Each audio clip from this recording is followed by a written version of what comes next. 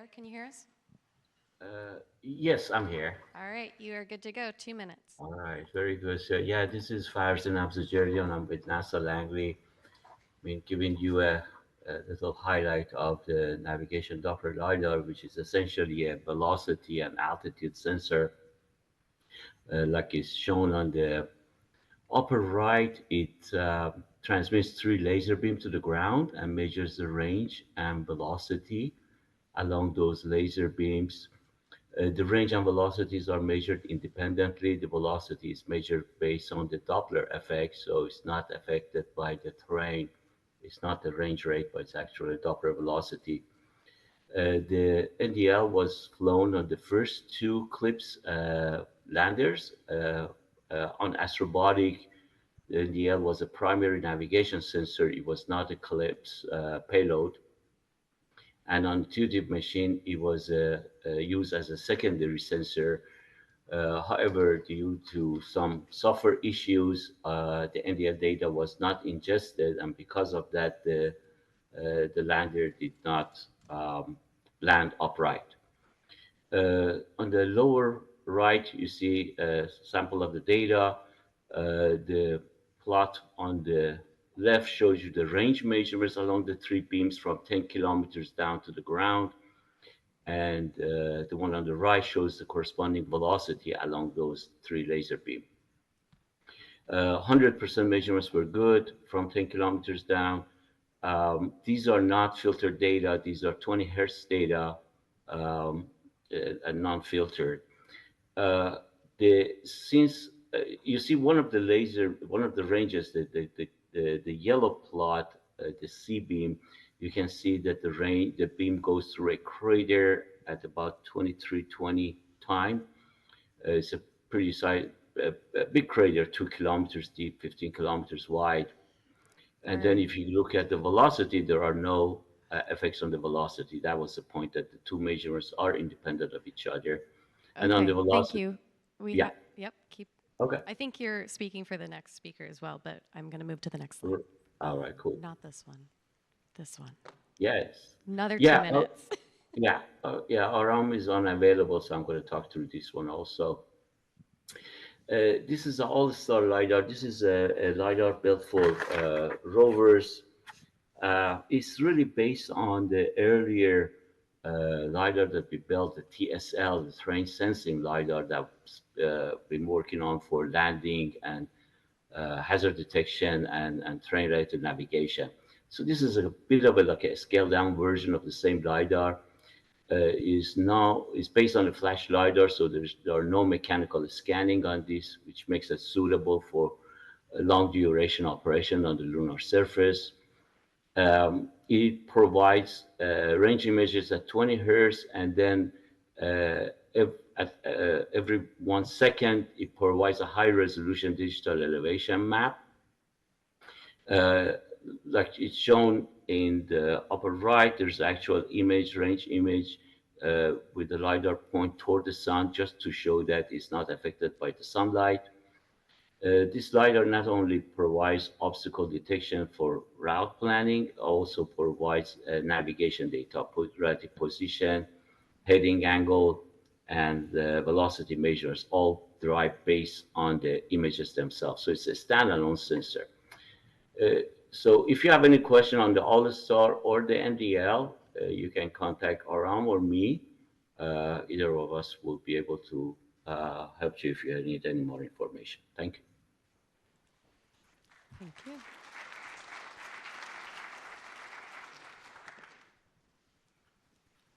All right, it's my turn. Hey, I'm Dr. Beverly Kimmerer from NASA's Kennedy Space Center, and this is a vertical lunar regolith conveyor, Lunar G payload. The purpose of this payload is to test two different conveying types in vacuum and simulated lunar gravity. So in the top left picture, you can see that we have two different stacks. We've got the left stack is the vibratory conveyor, and the right stack is the stick slip conveyor. In the bottom left picture is actually a picture from our optical system. We have GoPro cameras and mirrors that record the mass flow rate during the experiment. So the ultimate goal is to measure the mass flow rate of these two different conveying methods in vacuum and simulated lunar gravity, and we actually test different simulants as well. And so we were actually on the Blue Origin Lunar G flight that was earlier this calendar year in West Texas. So that was a really fun experience. We got our payload back and we checked our flight logs, and it turned out that we didn't get any data, so not as fun. But we found that we were in a persistent short to ground during our flight, and we have never seen that before, so we had no idea what was going on. We checked out everything before handing over our payload, and it was all good. But we got back to the lab, and we started taking things apart and looking at it, and it turned out we had pinched a cable between the lid of our vacuum chamber and the wall of our vacuum chamber, and you can actually see the cable's damaged. So that cable was touching our vacuum chamber, which was grounded during this very 2 minutes of the flight. And so what we actually did, we did a bunch of hardware fixes to fix that. We replaced the cable, we ruggedized it and shortened it so that that won't happen again, and we're ready to go again, hint, hint. So, thank you.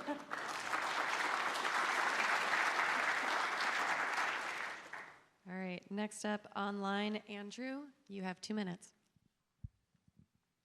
Wonderful. Thank you so much for the opportunity to present here.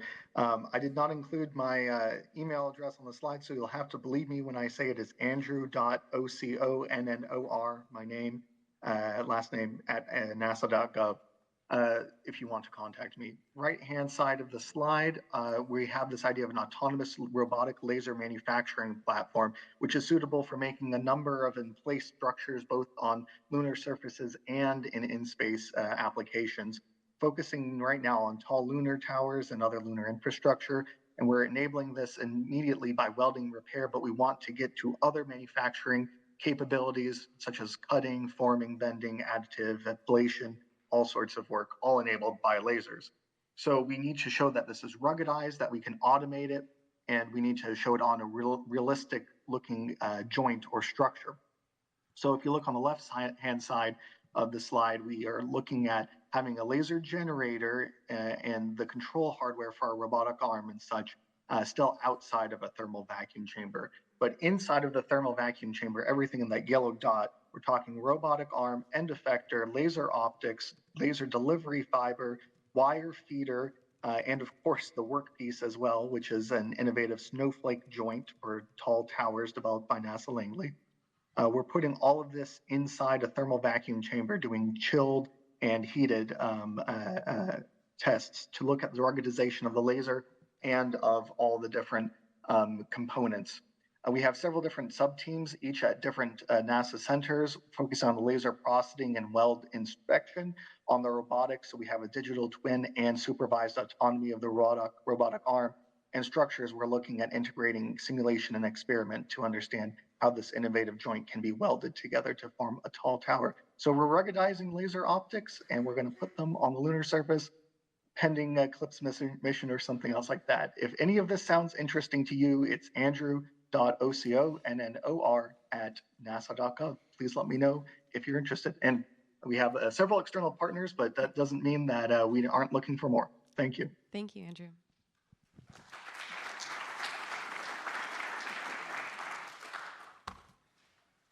Hi, I'm Jay Phillips presenting for Aaron Olson, who wasn't able to make it to present today. We're both from NASA Kennedy Space Center. We're talking to you about the electrodynamic regolith conveyor, or ERC, that flew on the Blue Origin Lunar G flight that other people have talked about today. You see here there's a vacuum chamber that we were putting our electrodynamic dust shield that's been improved by adding additional phases. That was mentioned today earlier as well. We add those additional phases to give some directionality to the dust as it's being removed from the surface instead of chaotically just thrown off. So we can use this for conveying in lunar and Martian environmental ISRU applications in the future. There's a feeder mechanism that drops the regolith material down onto the EDS, which is that green circuit board you see there. That EDS is able to increase in angle during the lunar G phase of the flight to see how that angle of inclination affects the conveying rates. If you look over to the right there, there is a green laser sheet that is being shined across the surface of the EDS, and you see some dust kind of sparkling in that laser glow showing the dust as it's conveying across. There was a 240 frame per second video that was taken during the flight, and they're still working on processing that data today. Hopefully, the results from that will be pulled into some DEM modeling that we're working on at KSC. Kind of a precursor to that is shown at the top right. Yeah, so thank you.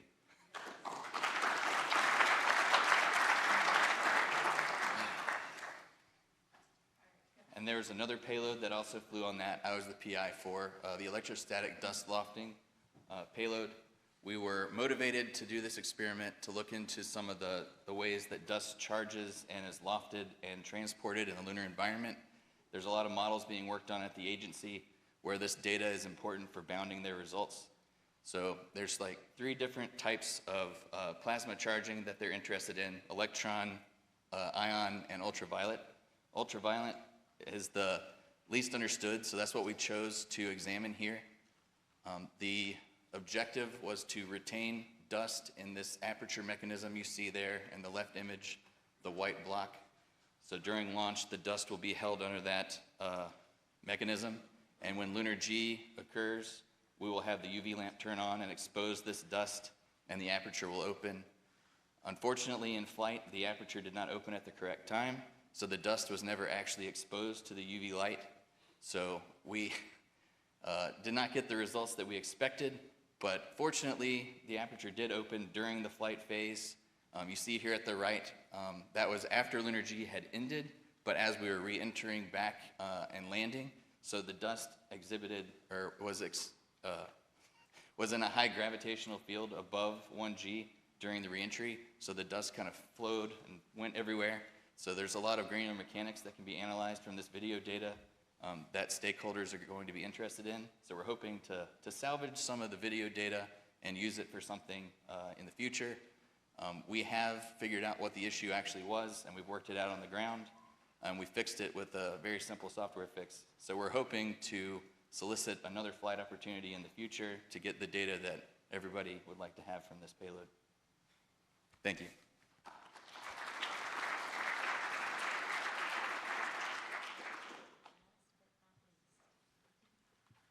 Hey everyone, I think I'm last. So my name is Greenfield Trin from NASA Ames Research Center, and I'm the project manager for an effort called Autonomous Robotic Construction of Surface Infrastructure, ARC LSI. Robotic is missing in that title. So this effort brings together folks from across the agency working, leveraging their experience in tall tower construction, reconfigurable building block structures, and assembled telescope arrays. And we also bring together folks from industry working on robotics, ISRU manufacturing, as well as terrestrial construction, large terrestrial construction companies. And we bring together these folks trying to answer the question, why aren't we building everything on here with robots? And what are the barriers preventing us from building in space?